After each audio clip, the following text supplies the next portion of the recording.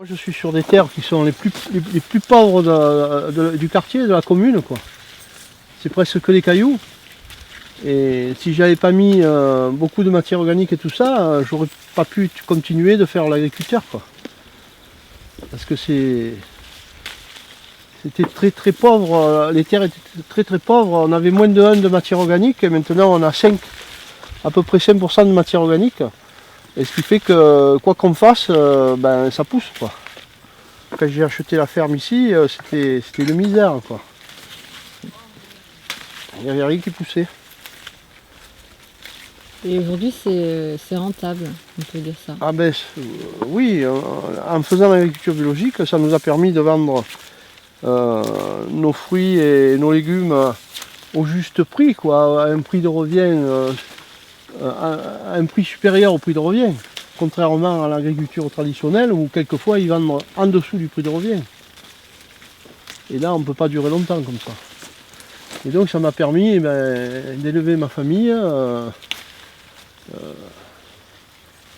et de pouvoir continuer à investir, à grandir, à planter, voilà, quoi.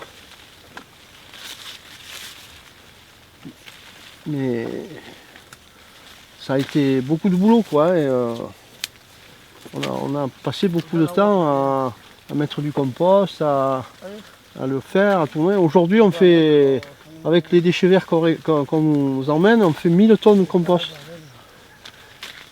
Alors qu'il y a beaucoup d'agriculteurs qui n'en mettent pas 1 kilo, quoi, dans leur exploitation.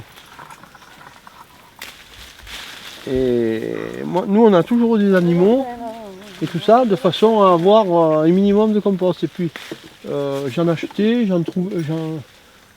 j'allais en chercher, enfin bon, j'ai beaucoup de compost, beaucoup d'engrais verts, et ça a permis d'enrichir le sol, quoi.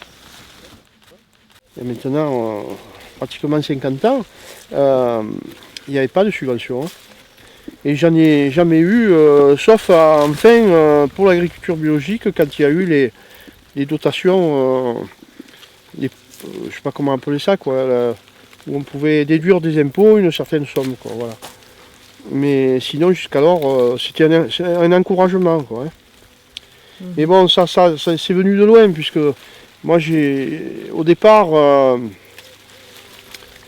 moi je suis un membre fondateur de la FNAB, de la Fédération Nationale d'Agriculture Biologique. D'accord.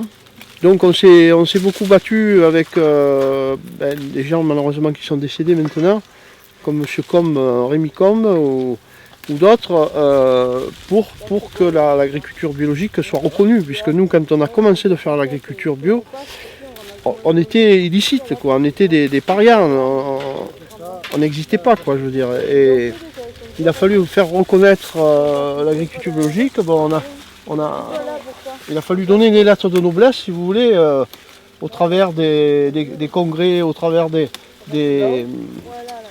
comment on appelle ça, comme Marjolaine ou tout ça, enfin des expositions, et bon, on a prouvé que c'était rentable d'une part et des produits de qualité. Et maintenant, il n'y a plus besoin d'en parler puisque c'est média. Vous voyez, vous faites partie des gens qui viennent voir ce qu'on fait, ce qui se passe, quoi. Alors qu'à l'époque, il fallait beaucoup argumenter pour faire comprendre aux gens que c'était autre chose, que c'était sans produits chimiques, sans rien. On pouvait produire et faire des produits de bonne qualité, quoi. Si vous voulez, on a d'abord le plaisir de dire on n'empoisonne pas les gens. Pour commencer, on ne s'empoisonne pas nous-mêmes. Parce que ça c'est important aussi. Il y a beaucoup d'agriculteurs qui malheureusement sont malades. Parce que ils passent des produits chimiques. Et puis, il n'y a pas que le moment de les passer. Vous savez, quand un produit chimique il est rémanent pendant des jours et des jours, et l'agriculteur ou le voisin de l'agriculteur, parce qu'il y a des maisons qui quelquefois ajustent les exploitations, continue de recevoir des molécules fines et de tout ça, et on se rend malade nous-mêmes et on rend malade nos voisins. Sans parler des consommateurs après qui mangent ces produits.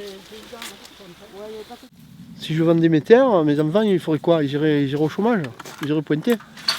attendez, on va pas faire ça, non? Et de loin. Et puis on n'a pas besoin, on a notre chiffre d'affaires est suffisant pour vivre, donc on n'a pas besoin d'aller spéculer sur ces choses-là, quoi.